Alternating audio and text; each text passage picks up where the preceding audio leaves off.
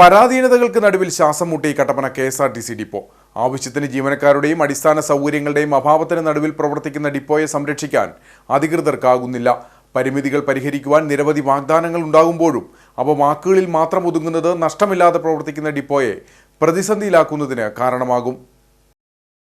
നഷ്ടമില്ലാതെയും സർവീസുകളിൽ വിമർശനമില്ലാതെയും പ്രവർത്തിക്കുന്ന KSRTC ഡിപ്പോയാണ് കട്ടപ്പനയിലേത്. എന്നാൽ ഡിപ്പോയിലെ നിലവിലെ ഭൗതിക സാഹചര്യങ്ങൾ ഏറെ പരിതാപകരം. വാഹനങ്ങളുടെ എണ്ണത്തിനനുസരിച്ച് വർക്ക്ഷോപ്പിന് സ്ഥലമില്ല. ഒപ്പം വർക്ക്ഷോപ്പിൽ ആവശ്യത്തിന് ജീവനക്കാരോ ഉപകരണങ്ങളോ ഇല്ല. വാഹനങ്ങളുടെ അടിയിൽ കയറി പണികൾ നടത്താൻ റാമ്പില്ലാത്തത് വലിയ ബുദ്ധിമുട്ടാണ് ജീവനക്കാർക്ക് സൃഷ്ടിക്കുന്നത്.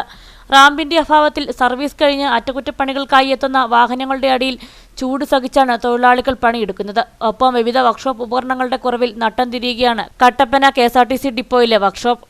മറ്റ് സ്ഥലങ്ങളിൽ ഓടി കാലപ്പഴക്കം ചെയ്ത് കണ്ടം ചെയ്ത വാഹനങ്ങൾ മലയോര മേഖലയായ കട്ടപ്പന ഡിപ്പോയിലേക്കാണ് തള്ളിവിടുന്നത്.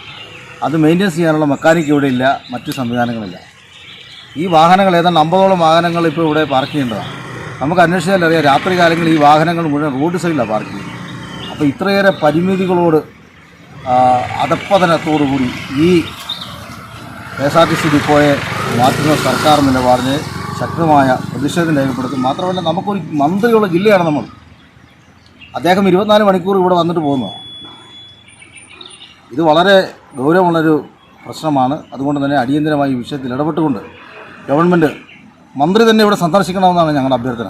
ഗതാഗത വകുപ്പ് മന്ത്രി KB ഗണേഷ് കുമാർ അദ്ദേഹം നേരിട്ട് ഇവിടെത്തി കാണണം ഇത് ഈ KSRTC ഡിപ്പോയുടെ അവസ്ഥ. കാരണം ഇത് അന്തർ സംസ്ഥാന സർവീസ് ഉൾപ്പെടെ നടത്തുന്നൊരു ഡിപ്പോയാണ്.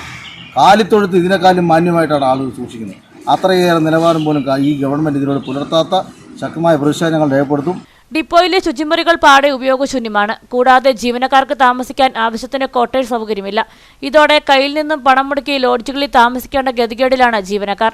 ഡിപ്പോയിലേക്ക് കടന്നുവരുന്നവരെ സ്വീകരിക്കുന്നത് ചെളി നിറഞ്ഞ വഴികളാണ്. ഡിപ്പോയ്ക്കുള്ളിൽ മുഴുവൻ വലിയ വെള്ളക്കെട്ടുകളാണ് രൂപപ്പെട്ടിരിക്കുന്നത്. വാഹനങ്ങളുടെ ഗുണമേന്മയിലും വലിയ പ്രതിസന്ധിയാണ് ഉണ്ടായിരിക്കുന്നത്.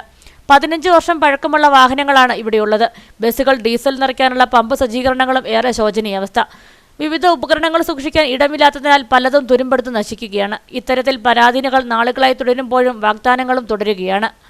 2018 ഡിപ്പോയ്ക്ക് പിന്നിൽ വൻ മണ്ണിടിച്ചിലുണ്ടായതോടെ ഡിപ്പോയുടെ സ്ഥലം പാതിയായി കുറഞ്ഞു.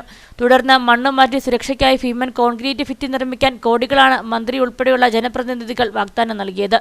എന്നാൽ നാളിതുവരെയായി നടപടിയില്ല. ഇതോടെ എപ്പോഴും അപകടം പതിയിരിക്കുന്നിടത്താണ് ഡിപ്പോ പ്രവർത്തിക്കുന്നത്. ഡിപ്പോയുടെ പരാധീനതകൾ അടിയന്തരമായി പരിഹരിക്കാൻ മന്ത്രിതലത്തിൽ നടപടി ഉണ്ടാകണമെന്ന ആവശ്യമാണ് ശക്തമാകുന്നത്.